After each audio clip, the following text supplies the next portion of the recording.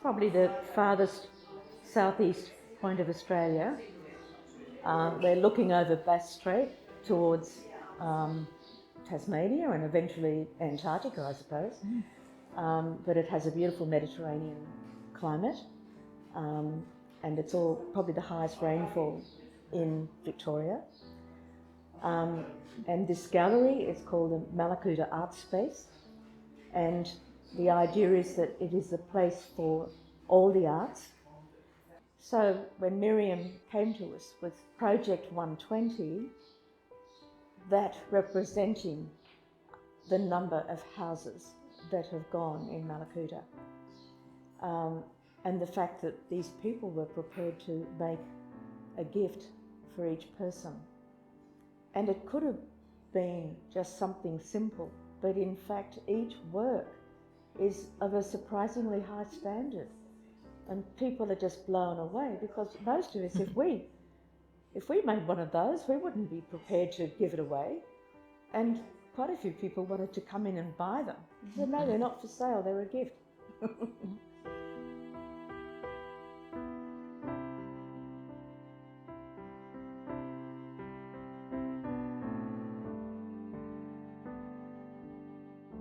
About 2 years ago, there was an exhibition here in Mallacoota. It was lovely. We went to the opening and after that back home again. And the last day of 2019, of course, the inevitable happened. And we had a very difficult time with that. My friends in the US have helped us and sent us a lot of boxes of fabrics. Jane Dunnewold did a call on Facebook and received about 60 pounds, which is about 28 kilos, of fabrics and bits and pieces that came in. And then she shipped them, 4 boxes at a time, massive ones, to my studio. I received them and I was going to bundle it up and pass it on to Mallacoota as soon as I could get in. But that road was not open for a long time due to all the fallen debris, and the roads were simply closed. It was not possible, nor were the residents ready for that. We then had COVID, another little obstacle. In the meantime, once Australia got a little bit more open in its traffic to each other, and particularly we are in a bubble being so close on the Victorian New South Wales border, we started to meet a lot of people in Pambula, where I'm from, that had lost homes and lost so much, and that did not go past me. So I realized with the closure of the border each time that we needed to take time to reflect what we're going to do with it, with all these boxes, and not to mention the South Australian quilters, a group thereof, also send a suitcase full of stuff, as well as people from Sydney. So not just the States and Canada, but there as well. I actually hatched the plan to do Project 120, because actually it was Project 100, because I thought 100 houses had gone, but it transpires to be 123. I enlisted 2 friends, Janine and Joe, and they said yes. And also they didn't realize what they let themselves in for. And the project started to roll, and we worked and we worked and we worked and we worked in our own way. I'm a screen printer, Joe is more a stitcher, and Janine is actually a fantastic dressmaker and has her own way of depicting her image. And together we formed Project 120, We Care. So that's how it started.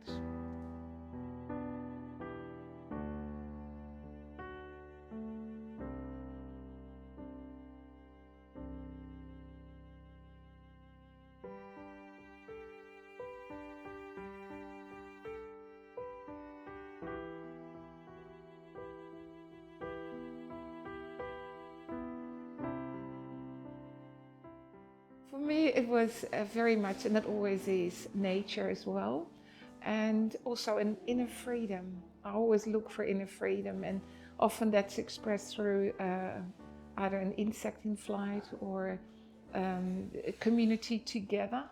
that I depict, or particular birds, lovebirds in flight.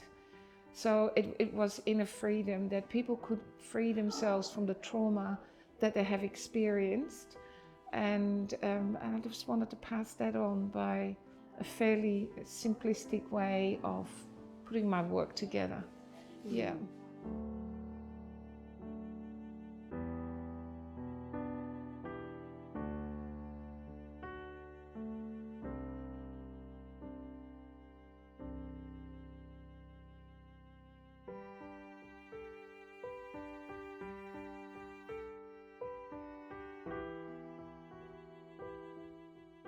For me personally, it was therapy that I didn't realise I actually needed. We've evacuated from our property 5 times over the course of New Year and into January. And it was actually a moment to just sit and think, or sometimes not think about anything, which is quite nice. My pieces are reflective of the gum leaves that were falling from the sky, so I've repeated that. And on the flip side of that, I learnt so much. I've never done French knot embroidery before, so I taught myself a new skill. But it was real therapy.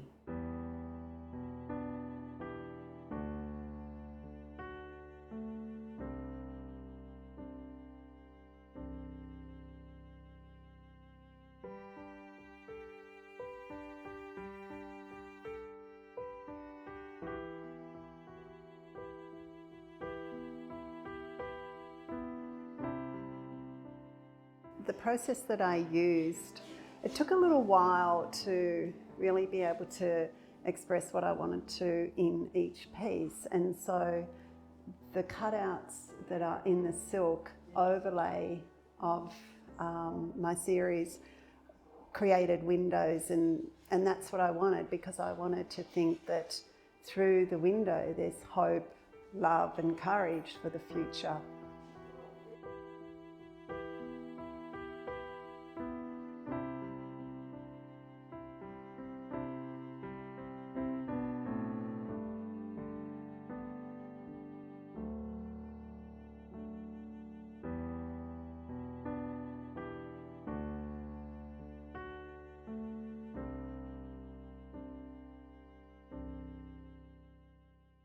Hello, my name's Lynn Casement. I've been a resident of Mallacoota for 48 years. I'm presently artist in residence at the Mallacoota Arts Space and president of the Arts Council. The project 120 for me has been a road to recovery. We lost our home and everything we had, so we've started the whole process again of collecting pieces, and this is bringing the community back together, and I think it's a wonderful initiative that the girls have created. As we know, it was started in the US, and I just believe it's the kindest thing that could have been done, and appreciated immensely. Very much looking forward to getting a piece to put on my wall.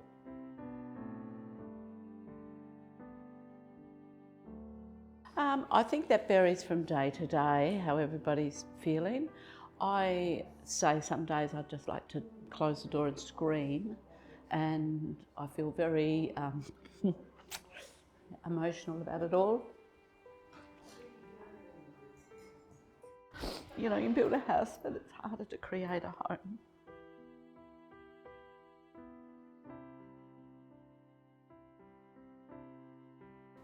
It's really hard to describe, because this is a one-off. I don't think it's ever happened to anyone before, because I would have to say it's the worst fires that have ever happened, probably worldwide.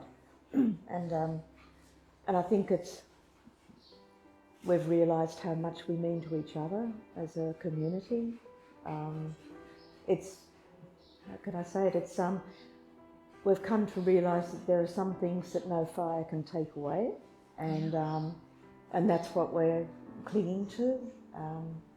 And what could be a better place to demonstrate all of that than an art gallery that is our community gallery, We don't turn anybody's work away. It comes in and we display it in its best possible way so that it takes full advantage of what that person has made.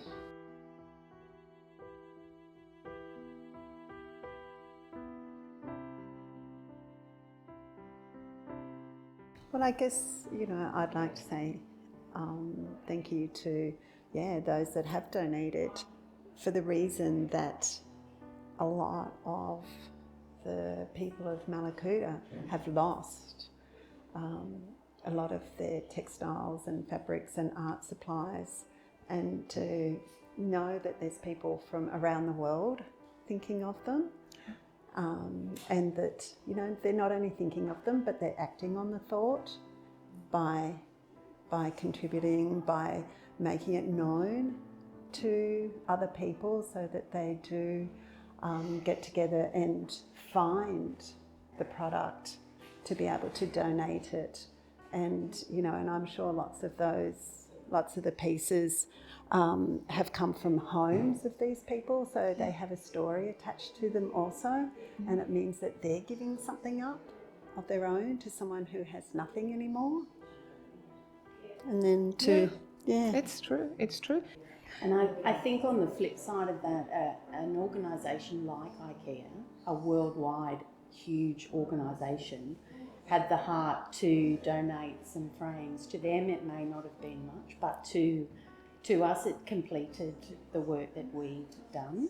And to have a frame all ready to go on a wall, it makes it a lot easier for people, that they can display it immediately.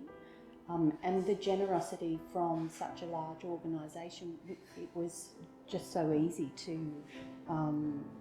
for them to say yes. It was an email and then a reply almost the next day, and they were all delivered free of charge. So it was a real contrast, people donating fabric personally, and then on the flip side you had such a large organisation donating as well.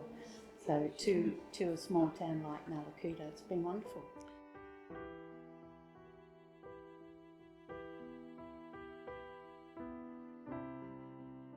Mirjam, Joanne and Janine, our heartfelt thanks to you for all the work you've done. This is absolutely unimaginable, and such a huge global act of kindness. And Jane as well in Dallas, Texas.